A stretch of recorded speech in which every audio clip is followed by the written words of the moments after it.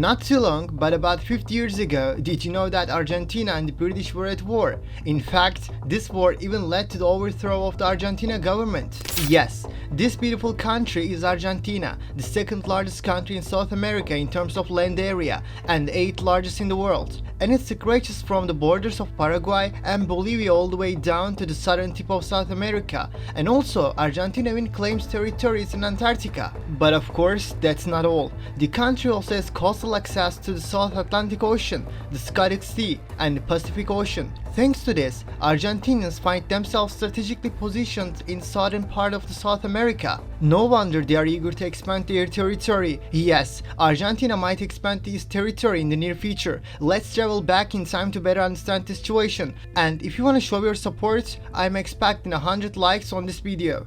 As you know, the Spanish colonized the vast region of South America and settled in these lands. However, over time, struggles for independence began, and this process led to the independence of many South American colonies, including the Argentine Republic. Argentina started claiming rights to the islands. When the Spanish withdrew from the region, the British, seizing the opportunity, settled in some of the islands, such as the Falkland Island, South Georgia, and Sandwich Islands. In 1833, Britain took control of these islands and established colonies. However, Argentina did not accept this and continued to claim the islands as their own. This situation became a constant source of tension between the two countries. After nearly 150 years, in 1982, Argentina launched a military operation to take back the islands from Britain. Well, did the British just sit idly? Of course not. This operation prompted a strong military response from Britain, turning the situation from a standoff to an armed conflict. And this event in history became known as the Falklands War. After a 2-month-long conflict, British forces defeated Argentina and reclaimed the islands. If you reflect on history and interpret the present, today, apart from the territory it holds in South America, Argentina also has a say in the seas. These maritime areas grant the country access up to approximately 370 km of its coast. And we can indicate that Argentina has 3 maritime neighbors: Uruguay to the north, Chile to the south, and quite notably the United Kingdom, which poses a significant challenge to the east. So, what can Argentinians and British agree on? The United Kingdom claims sovereignty over the ocean waters due to the islands it possesses. When we add up the total area covered by all these islands, it amounts to over 1 million square kilometers. What a significant geographical claim, right? It's even larger than Iran, Mongolia, South Africa, and all the countries in the European Union. These small islands are crucial, not only because they grant ocean access, but also because they hold immense strategic importance for the United Kingdom. These territories could provide them with minerals, oil stations, and many other opportunities for new discoveries. However, due to the presence of resources like oil and its proximity to Antarctica, Argentina also seeks to protect its interests in these territories and has several claims in the region. One of the primary claims of Argentina revolves around Antarctica. Although Antarctica is not recognized as a territory of any country, Argentina is one of the 7 sovereign states that asserts territorial rights there. The other countries include Chile, Australia, France, New Zealand, Norway, and the United Kingdom. Argentina claims territories that cover the central part of the Antarctic continent, the region of the Weddell Sea, and the South Shetland Islands and South Orkney Islands peninsulas. While this claim has historical roots, it is not recognized any international law due to the suspension of the Antarctic Treaty. However, Argentina continues to uphold these claims and conduct scientific research in its Antarctic territories. If we delve a bit deeper into the past, we find that Argentina had border disputes with Chile in 1893. In 1902, King Edward VII of the United Kingdom acted as a mediator, and Patagonia and Tierra del Fuego regions were divided between the two countries. In other words, as you can see on the map, Argentina was making territorial claims in distant Chilean lands without any direct connection to its own country. The problem was resolved when these territories were divided, with 54,000 square kilometers going to Chile and 40,000 square kilometers to Argentina. Today, based on past experiences of acquiring land from Chile, Argentina appears to adopt a similar stance towards the British. Argentina's territorial claims also include the British Islands. They argue that they inherit Spanish claims over the islands due to the islands' former status as a Spanish colony.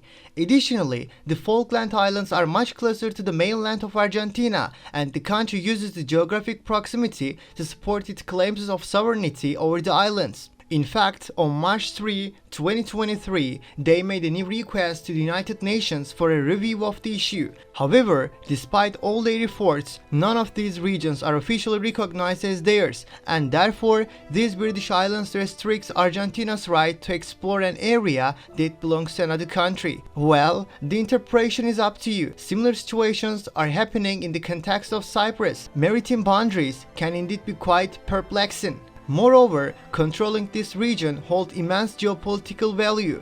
Currently, there are two main sea routes for ships to cross from the Atlantic Ocean to the Pacific Ocean: the Panama Canal, one of the world's most important trade routes, and the southern tip of South America.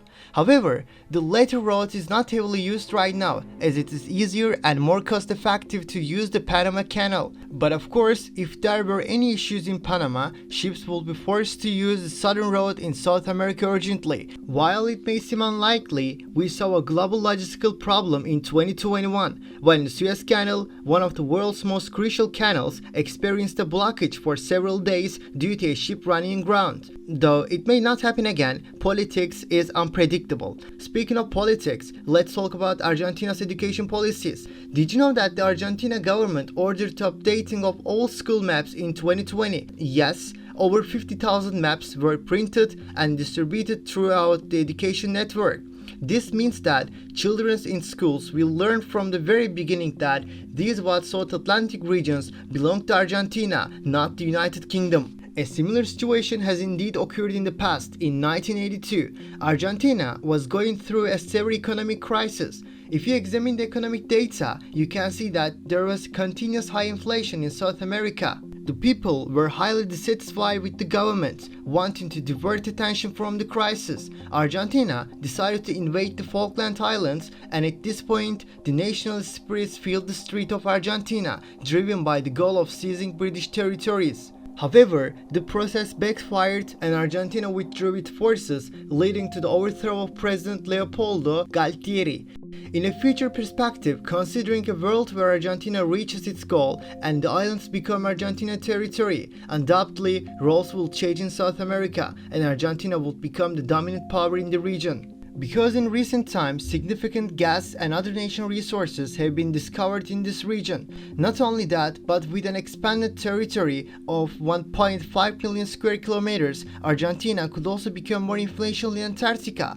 With these resources to be explored and exploited, Argentina has the potential to transform into a gas-producing economy and even surpass the United Kingdom in gas production. Therefore, Argentina would undoubtedly become a much more significant player on the international stage. These gains will provide significant advantages to the Argentina people, both economically and politically. However, whether such an expansion will actually happen and whether it will be accepted by relevant international organizations and other countries is still uncertain. I'm merely discussing a puzzle at this point. The United Nations will ultimately make the final decision on this matter. Such situations are usually diplomatically complex and time-consuming. Who knows, maybe it's not us but our grandchildren who will witness this process. So, what do you think about Argentina's plans? Liking the content and leaving comments will help me reach more people. I'm also aiming for 1,000 subscribers, so I'm looking forward to your support. Thank you for watching the video this far. See you in the next video and take care of yourself.